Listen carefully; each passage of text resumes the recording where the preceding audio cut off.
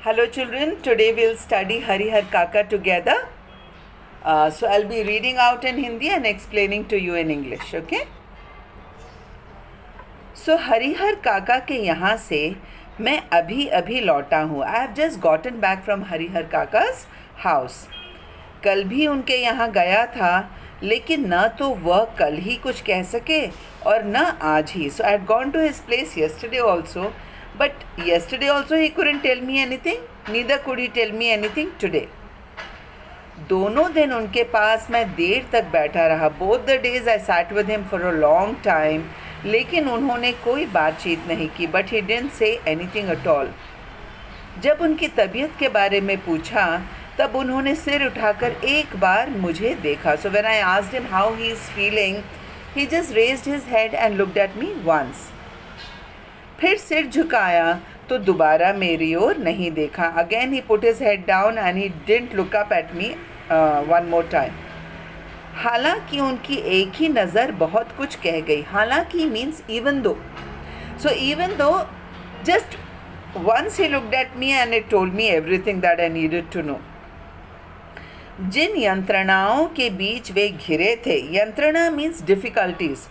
So or traumatic events.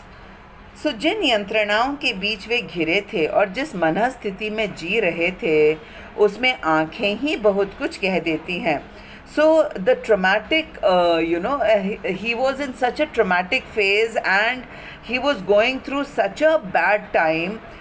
In such times eyes say everything that you need to do. मुँह खोलने की ज़रूरत नहीं पड़ती. You don't really need to say anything.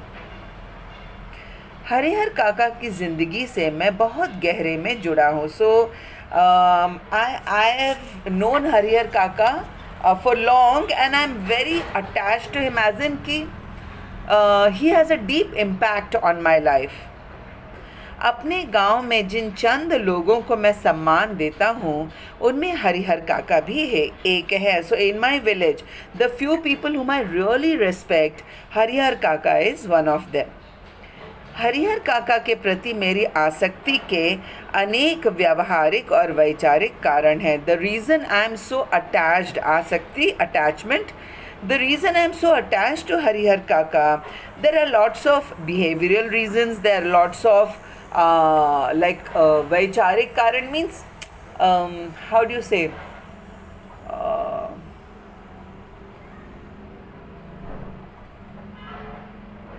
probably they shared the same wavelength.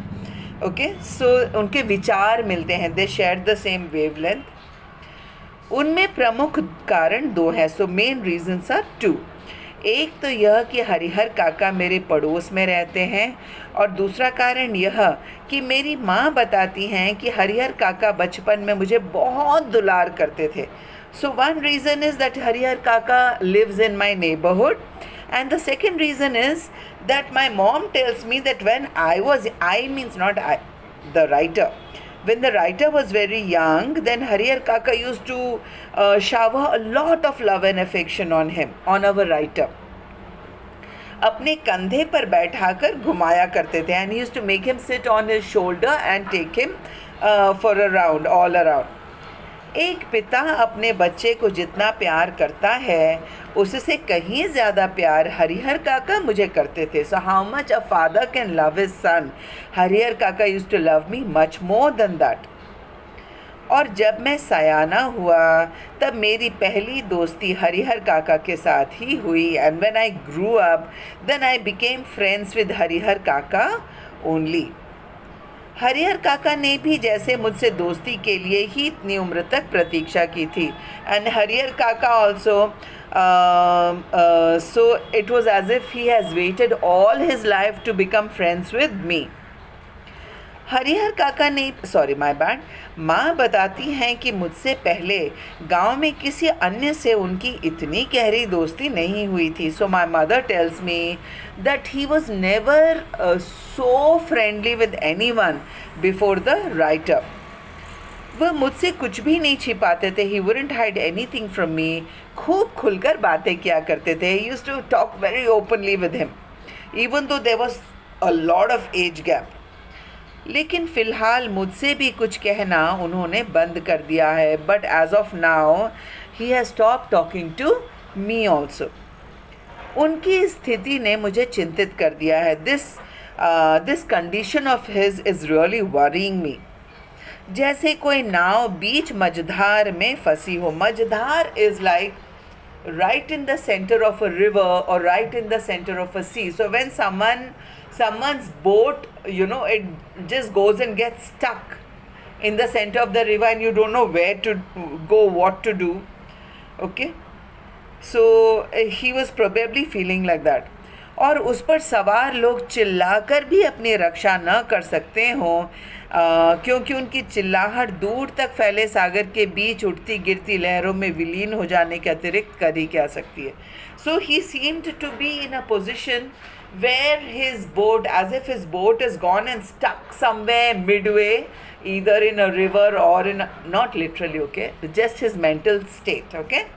So midway in a river or on a sea, and he knows that how much ever he shouts and he screams out for help, no one can hear him, so he's just gone mum.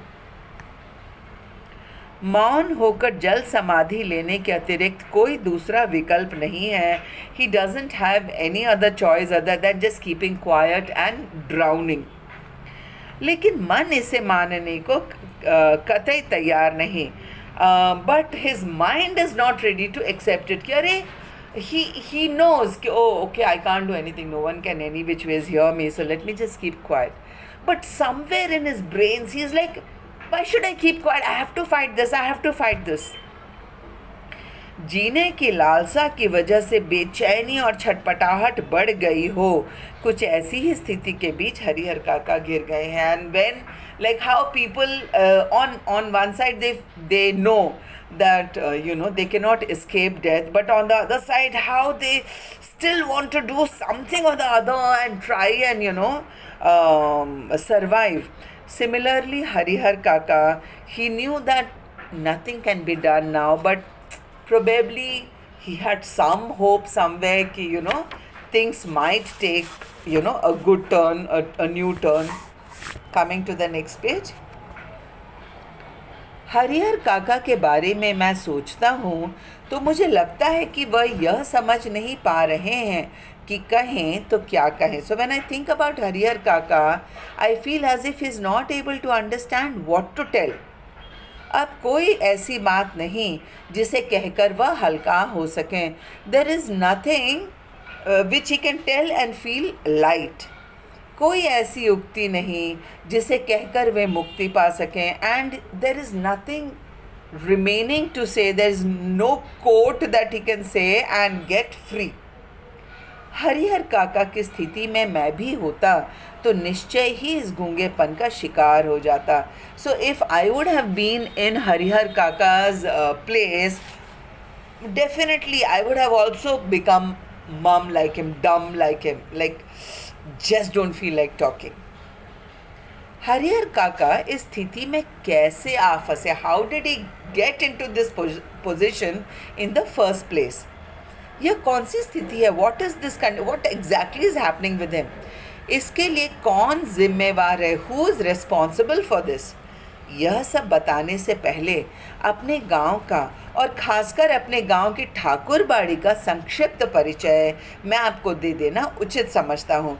So before telling you the whole story, I would like to tell you about my village, and more than that I would like to tell you about the Thakurbari, the temple complex, क्योंकि उसके बिना तो यह कहानी अधूरी ही रह जाएगी. Because unless I tell you about the temple complex, this story will be like it will be incomplete.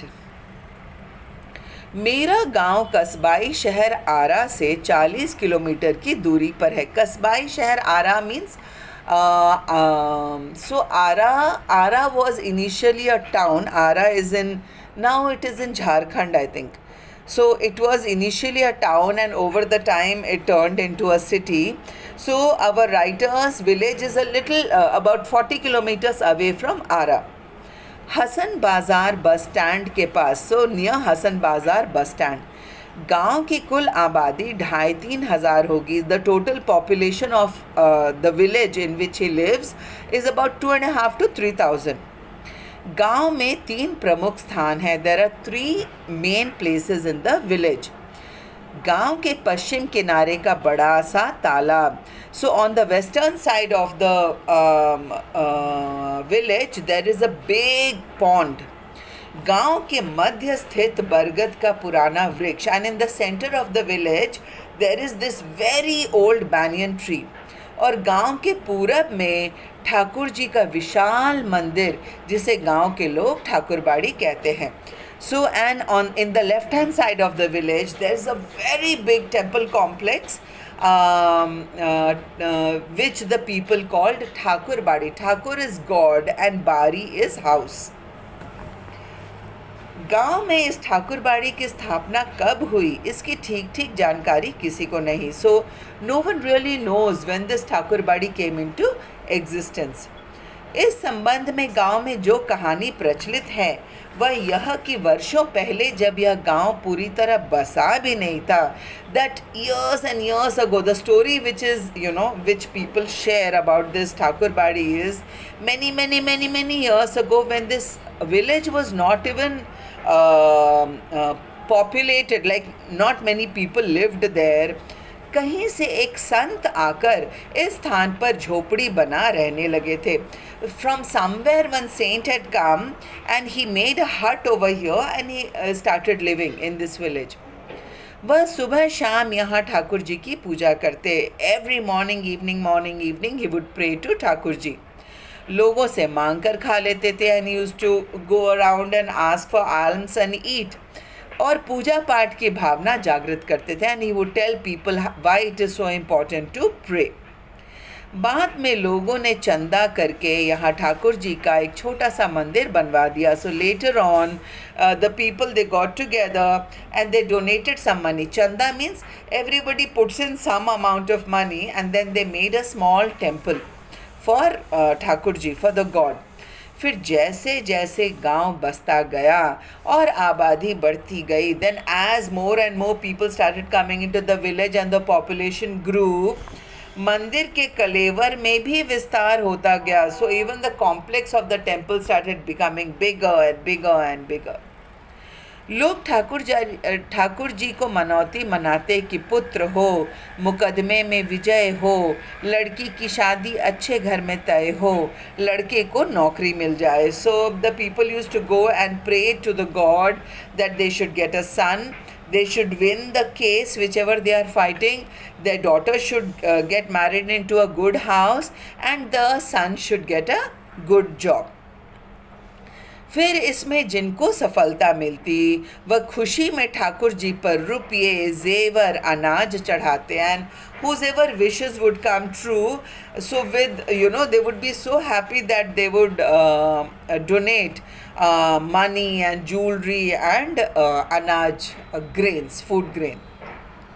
अधिक खुशी होती if they were even more happier, तो ठाकुर जी के नाम अपने खेत का एक छोटा सा टुकड़ा लिख देते. Then he would write a small piece of agricultural land in the name of Thakur ji. Where am I? हाँ, यह परंपरा आज तक जारी है. This tradition continues even today. अधिकांश लोगों को विश्वास है कि उन्हें अच्छी फसल होती है तो ठाकुर जी की कृपा से. अधिकांश means most of the people. So most of the people they believe that if they are getting good crops it is only because of the blessings of the god. मुकदमे में उनकी जीत हुई तो ठाकुर जी के चलते, and if they have one a case it is because of God again. लड़की की शादी इसलिए जल्दी तय हो गई क्योंकि ठाकुर जी को मनौती मनाई गई थी.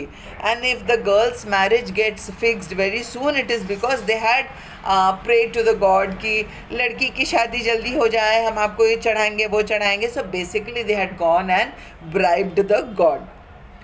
लोगों के इस विश्वास का ही यह परिणाम है कि गांव की अन्य चीज़ों की तुलना में ठाकुरबाड़ी का विकास 1000 गुना अधिक हुआ है. So it is because of the people. Just hold on. this sentiment of the people ki whatever good is happening is because of Thakur ji. So because of that, other things in the village has not progressed as much, but Thakur Badi has progressed 1,000 times. अब तो यह गांव ठाकुरबाड़ी के नाम से ही पहचाना जाता है. Now this village is known by the name of Thakurbari. यह ठाकुरबाड़ी न सिर्फ मेरे गांव की एक बड़ी और विशाल ठाकुरबाड़ी है, बल्कि पूरे इलाके में इसकी जोड़ की दूसरी ठाकुरबाड़ी नहीं. So this Thakurbari is not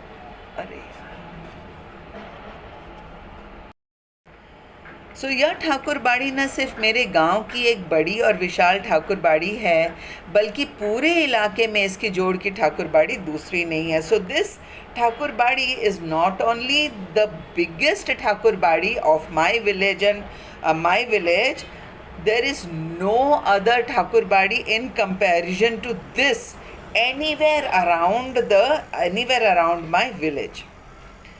ठाकुरबाड़ी के नाम पर 20 बीघे खेत हैं. सो देर आर 20 बीघा खेत. बेटा I told you. So 1 bigha is 27,000 square feet. So 20 bigha will be 54,000 square feet. So Thakurbari के नाम पर 20 बीघे खेत हैं. धार्मिक लोगों की एक समिति है जो ठाकुरबाड़ी की देखरेख और संचालन के लिए प्रत्येक 3 साल पर एक महंत और एक पुजारी की नियुक्ति करती है. नियुक्ति मीन्स अपॉइंटमेंट.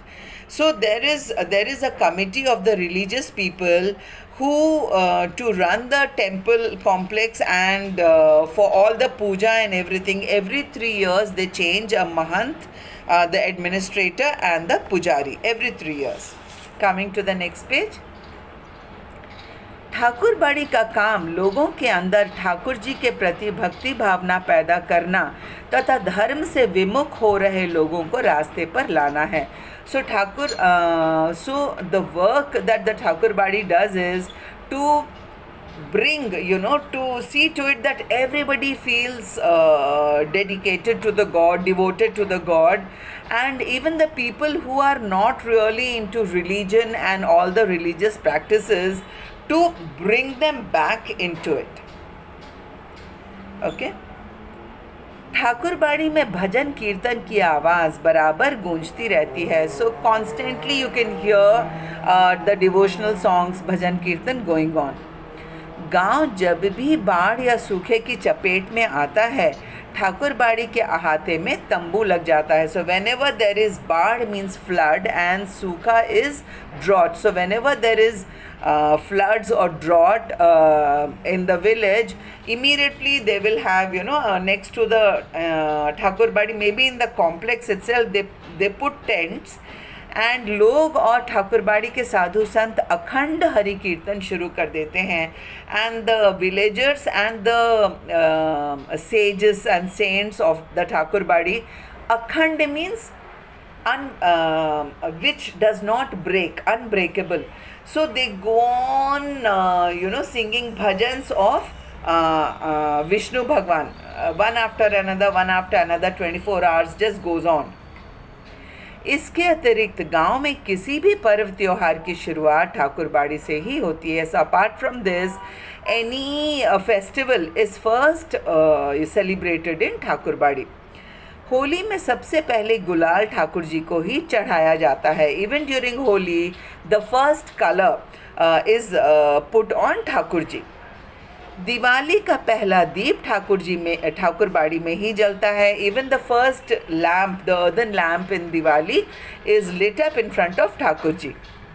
जन्म, शादी और जनेऊ के अवसर पर अन्न वस्त्र की पहली भेंट ठाकुर जी के नाम की जाती है. And whether there is been a birth in any family, whether there is a wedding, whether there is that janeu, upanayan संस्कार, so any of this, so all the donations of the grains and the clothes, it is first made to Thakur ji in the name of Thakur ji.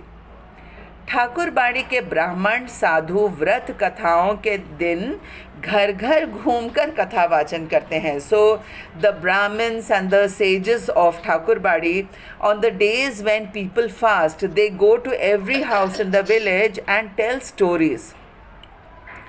लोगों के खलिहान में जब फसल की दवनी होकर अनाज की ढेरी तैयार होती है, सो दवनी is when I don't know the English name for it, when once the crop is ready, so we remove the husk and we separate the husk and the grain, है ना, with various methods. That is called downy. So after the downy they make these big heaps of अनाज, that is grains. तब ठाकुर जी के नाम अगुवम निकाल कर ही लोग अनाज अपने घर ले जाते हैं. सो अगुवम means what is given, first it is given to god. Okay, so the first share will go to God, Thakur ji, and then they will take the remaining anaj, remaining grain home. Thakur बाड़ी के साथ अधिकांश लोगों का संबंध बहुत ही घनिष्ठ है. So most of the people they feel very close to, like very attached to Thakurbari, मन और तन दोनों स्तर पर, मैंने in mind also, in body also. कृषि कार्य से अपना बचा हुआ समय वे ठाकुर बाड़ी में ही बिताते हैं. Once they finish their all the agricultural work, then they come and the men they come and spend their time in Thakur बाड़ी.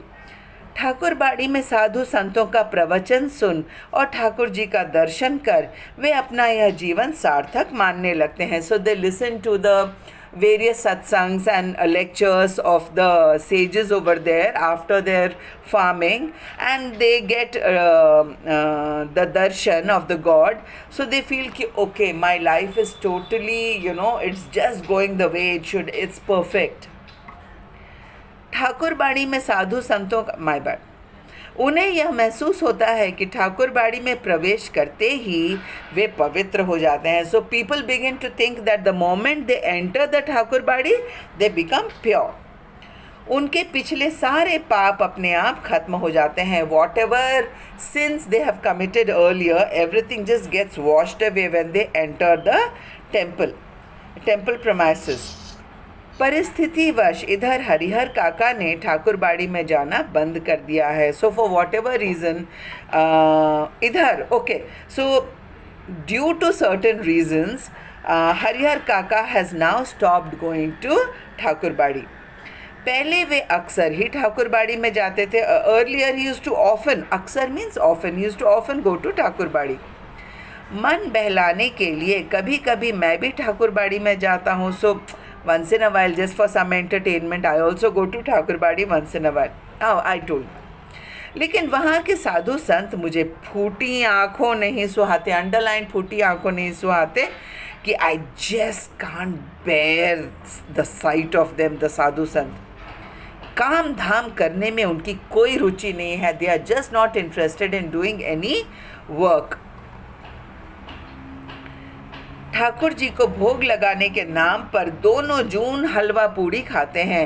And in the name of offering prasad to god, both for lunch and dinner they make halwa and puri and they offer it to God as if God will eat from there, and they themselves go, ho, we are eating prasad only, what we offer to God we eat only that much, और आराम से पड़े रहते हैं. And they just rest.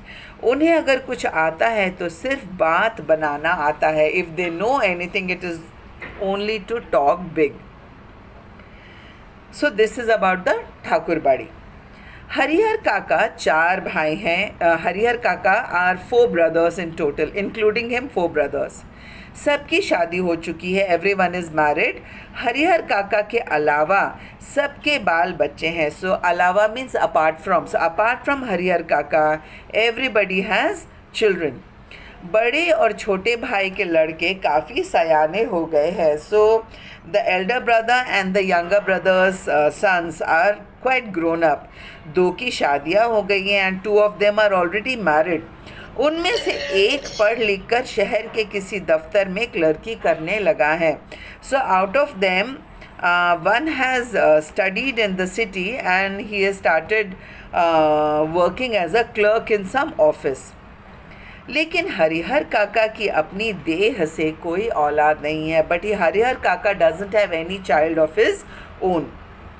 भाइयों में हरिहर काका का नंबर दूसरा है. He is the second eldest amongst the brothers, amongst the 4 brothers. औलाद के लिए उन्होंने 2 शादियाँ की. औलाद means children. For children, so that he can have children of his own, he married twice. लंबे समय तक प्रतीक्षारत रहे यानी kept waiting to have children. लेकिन बिना बच्चा जने उनकी दोनों पत्नियां स्वर्ग सिधार गईं. But both his wives died without giving him a single child. लोगों ने तीसरी शादी करने की सलाह दी. So people told him, why don't you marry a third time? लेकिन अपनी गिरती हुई उम्र और धार्मिक संस्कारों की वजह से हरिहर काका ने इनकार कर दिया. But as he was ageing and it didn't look nice. The dharm also said कि you after a certain age you should just think of God and all that. So he refused to marry the third time. वह इत्मीनान और प्रेम से अपने भाइयों के परिवार के साथ रहने लगे. So his mind was at peace, and with a lot of love and affection he began to live with his brothers' families. Coming to the next page.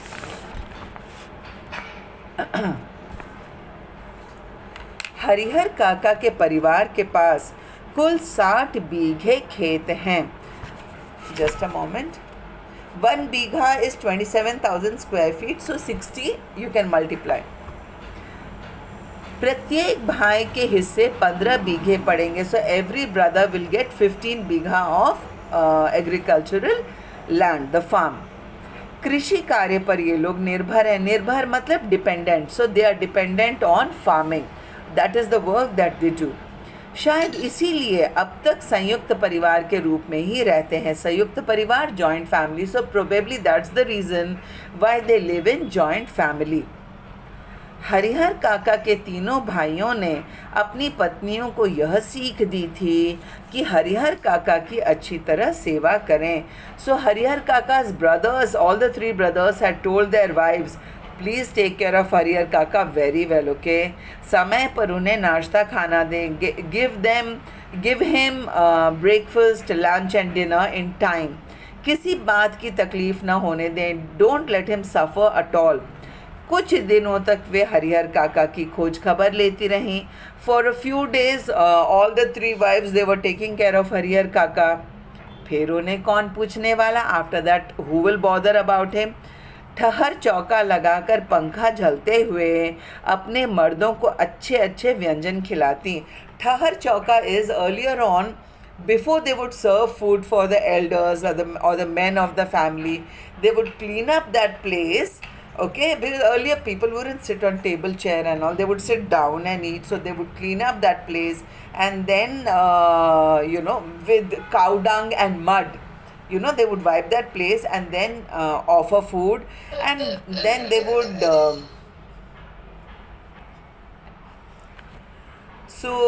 then they offer the food, and while the husbands are eating, they will fan them. So that was the way earlier. So they used to do this for their husbands and feed them very, tasty, yummy food. Harihar काका के आगे तो बची कुची चीज़ें आती, and then whatever was remaining, then they would give to Harihar काका. कभी कभी तो हरिहर काका को रूखा सूखा खाकर ही संतोष करना पड़ता. एंड समटाइम्स हरिहर काका didn't even get the things that his brothers got. Some rice, dal or rice and curd, something he would get, and he had to just be content with it. अगर कभी हरिहर काका की तबीयत खराब हो जाती तो वे मुसीबत में पड़ जाते. If any day he would fall ill, then he was in big time trouble. इतने बड़े परिवार के रहते हुए भी उन्हें पानी देने वाला तक नहीं. So despite having such a big family, no one would even offer him water when he fell ill. सभी अपने कामों में मशगूल busy. Everybody was busy in their work. बच्चे या तो पढ़ लिख रहे होते या धमा चौकड़ी मचाते. The children would either be studying और they would be creating noise. They would be playing around, jumping around. मर्द खेतों पर गए रहते, and the men, his 3 brothers and their sons would go for farming. औरतें हाल पूछने भी नहीं आती. The women folk wouldn't even come to ask him how he's feeling now, whether he needs anything at all. दालान के कमरे में अकेले पड़े हरिहर काका को स्वयं उठकर अपनी ज़रूरतों की पूर्ति करनी पड़ती. दालान is, like I had told you, Dalan, earlier on days, they used to make this big hall kind of thing outside the house. Okay, the outsider men were not allowed into the house, and even the men, of that house, they would not always stay at home. They would go out and sit in the dalan. So it was like a drawing room, but it would just have a, how do you say, like a veranda with, some asbestos sheet or maybe hay to cover. That's it. It would be open from all sides in most of the places. Some places it would be covered also, and then there would be some chairs or benches or whatever. So that was called dalan. Oh, I lost it. Where am I? कहाँ चला गया? हाँ. सो दालान के कमरे में अकेले पड़े हरिहर काका को स्वयं उठकर अपनी ज़रूरतों की पूर्ति करनी पड़ती. So there was a room by the side of the dalan. Harihar Kaka had to get up and go and fend whatever he wanted. He needed to go and fend for himself. ऐसे वक्त अपनी पत्नियों को याद कर कर के हरिहर काका की आंखें भर आती. At times like this he would remember both his wives and his eyes would be full of tears. भाइयों के परिवार के प्रति मोह भंग की शुरुआत इन्हीं क्षणों में हुई थी. So during such times only he had started feeling कि his, why is he even feeling so close to his brothers or his their families when they are not taking good care of him. So now he was not feeling as close to them as initially how he felt. और फिर एक दिन तो विस्फोट ही हो गया. And then one day तो it really went, like that he lost it totally. उस दिन हरिहर काका की सहन शक्ति जवाब दे गई. सहन शक्ति, all the patience. That day Harihar काका लॉस्ट ऑल हिज पेशेंस. उस दिन शहर में क्लर्की करने वाले भतीजे का एक दोस्त गांव आया था. On that day Harihar Kaka's nephew, who used to work as a clerk in the city, his friend had come along with him. उसी के आगमन के उपलक्ष्य में 2-3 तरह की सब्जी, बचके, चटनी, रायता आदि बने थे. So to welcome him, they had made 2-3 types of curries and bhajis and chutney and raita, etc. बीमारी से उठे हरिहर काका का मन स्वादिष्ट भोजन के लिए बेचैन था. सो of course when we don't eat good food because we have fallen ill, and then when we recover, then how much we want to eat this and that and everything. So he was like, oh wow, such good food is made at home. मन ही मन उन्होंने अपने भतीजे के दोस्त की सराहना की. He thanked him, Abba, thank you for coming, man, in his mind. जिसके बहाने उन्हें अच्छी चीज़ें खाने को मिलने वाली थी. So he was hoping that he will also get to eat, because it's getting cooked for him, for the friend, so he will also get to eat some. लेकिन बातें बिल्कुल विपरीत हुई. But things were totally opposite. सबों ने खाना खा लिया. Everybody ate food. उनको कोई पूछने तक नहीं आया. No one came to even ask him कि are you hungry, do you want to eat anything. उनके तीनों भाई खाना खाकर खलिहान में चले गए. All the 3 brothers, they had their food and they went into the farm to work. दवनी हो रही थी. So they were like crushing the ready grains, and to remove the husk and to separate the husk and the grain. वे इस बात के प्रति निश्चिंत थे कि हरिहर काका को तो पहले ही खिला दिया होगा. So they were like, they had already told their wives to take very good care of Harihar Kaka. So they thought कि probably he has been fed much earlier. अंत में हरिहर काका ने स्वयं दालान के कमरे से निकल हवेली में प्रवेश किया. हवेली means a big house. So at the end, when nobody came to offer him food, then he himself came into the हवेली. तब उनके छोटे भाई की पत्नी ने रूखा सूखा खाना लगाकर उनके सामने परोस दिया. So then his younger brother's wife, She gave him the plainest of food possible, bhat, mattha और achar. So rice and what is mattha called in English? Buttermilk and pickle. बस हरिहर काका के बदन में तो जैसे आग लग गई. That's it. This was the last straw. उन्होंने थाली उठाकर बीच आंगन में फेंक दी. Picked up the plate and just threw it in the courtyard. झन की तेज आवाज के साथ आंगन में थाली गिरी. So it made a loud noise. भात बिखर गया. All the rice just fell down. It spread all over. विभिन्न घरों में बैठी लड़कियां, बहुएं सब एक ही साथ बाहर निकल आई. So in all the rooms all the girls and daughters in law, all of them were sitting and they just came out. What happened, what happened? Harihar Kaka गरजते हुए, गरजना टू रोर, गरजते हुए हवेली से दालान की ओर चल पड़े. while scolding and roaring, he said. He went from the Haveli to the दालान outside. समझ रही हो कि मुफ्त में खिलाती हो तो अपने मन से यह बात निकाल देना. Oh, you think you're feeding me for free? Just take this thought out from your mind. मेरे हिस्से की खेत की पैदावार इसी घर में आती है. So my share of the food grain comes into this house only. उसमें तो मैं 2-4 नौकर रख लूँ. I can keep a few servants in it. आराम से खाने की नीड, आराम से. I don't need anyone. तब भी कमी नहीं होगी. Still there will be more than enough for me. मैं अनाथ और बेसहारा नहीं हूँ. I am not an orphan and I am not a helpless person. मेरे धन पर तो तुम सब मौज कर रही हो. You people are enjoying on my money. लेकिन अब मैं तुम सबको बताऊंगा. But now I will teach you all a lesson. आदि means etc. So he went on talking all this. Harihar काका जिस वक्त यह सब बोल रहे थे, हरिहर काका when he was telling all this, उस वक्त ठाकुरबाड़ी के पुजारी जी उनके दालान पर ही विराजमान थे. At that time, ठाकुरबाड़ी's पुजारी was present in his courtyard, in his दालान, that veranda.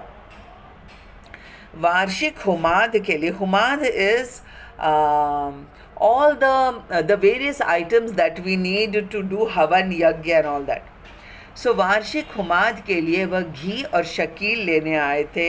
So he had come to collect some ghee and some, shakil is all that powdery stuff that we use for puja, if I'm not mistaken. And they mix up lots of things and they offer it to the fire. So he had come to collect that. लौट कर उन्होंने महंत जी को विस्तार के साथ सारी बात बताई. So immediately पुजारी he went back and he told his administrator, the Mahant ji, in detail. विस्तार means full detail. He told him what all happened. उनके कान खड़े हो गए. Now Mahant ji went on alert. वह दिन उन्हें बहुत शुभ महसूस हुआ. He felt, today is a very good day. उस दिन को उन्होंने ऐसे ही गुजर जाने देना उचित नहीं समझा. He didn't think it was correct to let this day pass. तत्क्षण means immediately, at that moment only. टीका तिलक लगा. He put टीका and Tilak.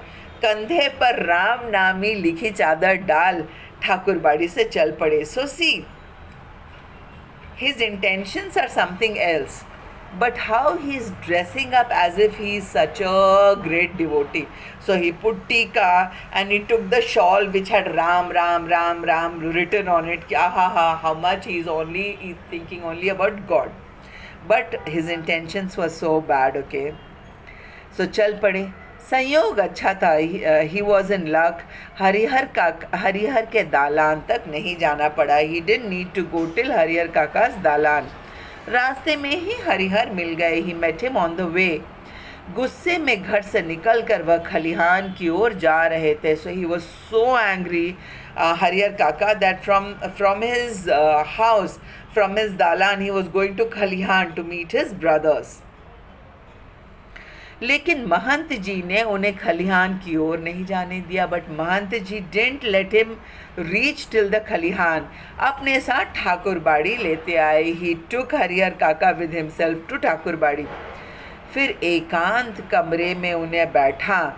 Then he took him to a room where just the two of them were there. एकांत, एक का अंत. एकांत means when there is no one else. खूब प्रेम से समझाने लगे. Very lovingly he started telling, Harihar, यहाँ कोई किसी का नहीं है. No one belongs to anyone here, Harihar, in this world. सब माया का बंधन है. Everyone is just, it is all Maya. Whatever you see in the world is all Maya. No one, क्या माँ, क्या बाप, क्या भाई, no one belongs to anyone. तू तो धार्मिक प्रवृत्ति का आदमी है. You are such a religiously, how do you say, religious bent man. मैं समझ नहीं पा रहा हूँ कि तुम इस बंधन में कैसे फंस गए. I am not able to understand how did you get caught in this. ईश्वर में भक्ति लगाओ. Just be devoted to the God. उसके सिवा कोई तुम्हारा अपना नहीं. Apart from God, you don't have anyone whom you can call your own. पत्नी, बेटे, भाई, बंधु सब स्वार्थ के साथी हैं. So your wife, your son, your relatives, all of them are with you for their selfish motives. जिस दिन उन्हें लगेगा कि तुमसे उनका स्वार्थ सधने वाला नहीं, उस दिन वे तुम्हें पूछेंगे तक नहीं. The day they feel कि you cannot fulfill their needs anymore, they won't even bother about you. इसलिए ज्ञानी, संत, महात्मा ईश्वर के सिवाय किसी और में प्रेम नहीं लगाते. That is why all the learned people, the saints, the Mahatmas, other than God, they don't love anyone else. तुम्हारे हिस्से में 15 बीघे खेत है. Now he comes to the point. You have 15 bigha of agricultural land. उसी के चलते तुम्हारे भाई के परिवार तुम्हें पकड़े हुए हैं. For your land only, your brother's family is catching hold of you. They are asking you to stay with them. तुम एक दिन कहकर तो देख लो कि अपना खेत उन्हें न देकर दूसरे को लिख दोगे, वह तुमसे बोलना बंद कर देंगे. See how he threw a stone in the pond.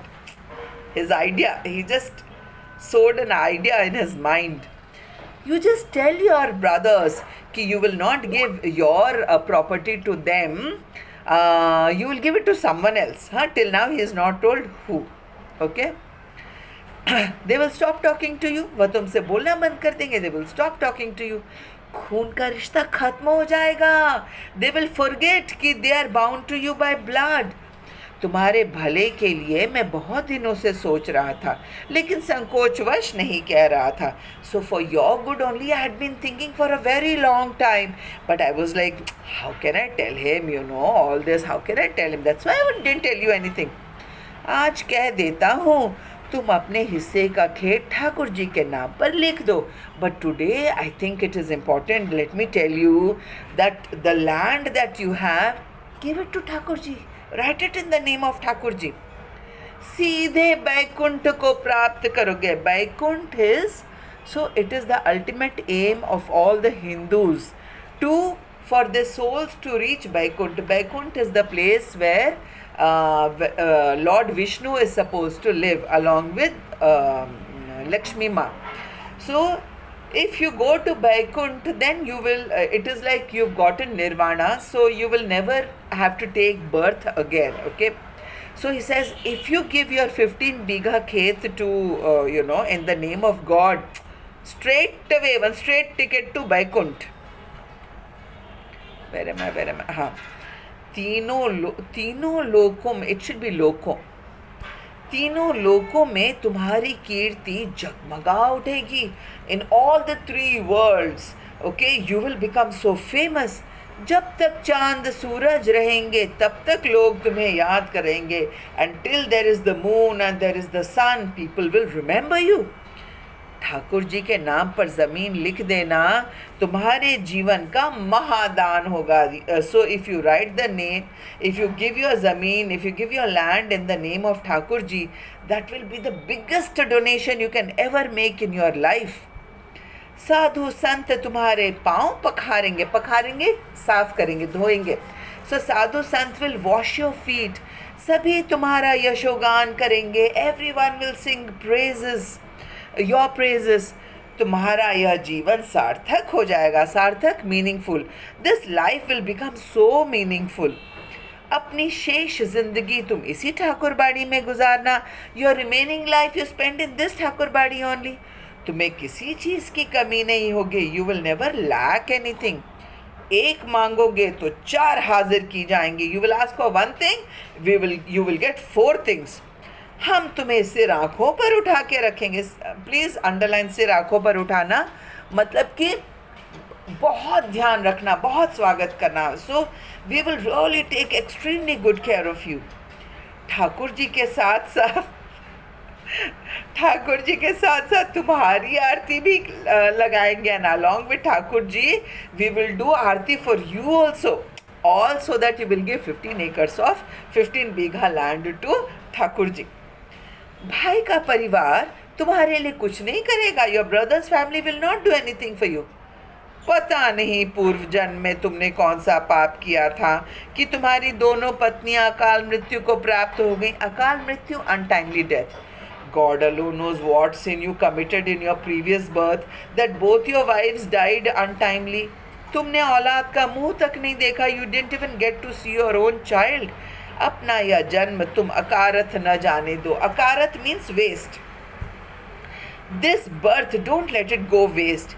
ईश्वर को एक भर दोगे तो 10 भर पाओगे। If you give 1 part to God, you will get 10 times of it.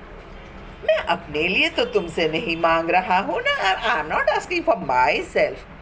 तुम्हारा यह लोक और परलोक दोनों बन जाएं, इसकी राह मैं तुम्हें बता रहा हूँ।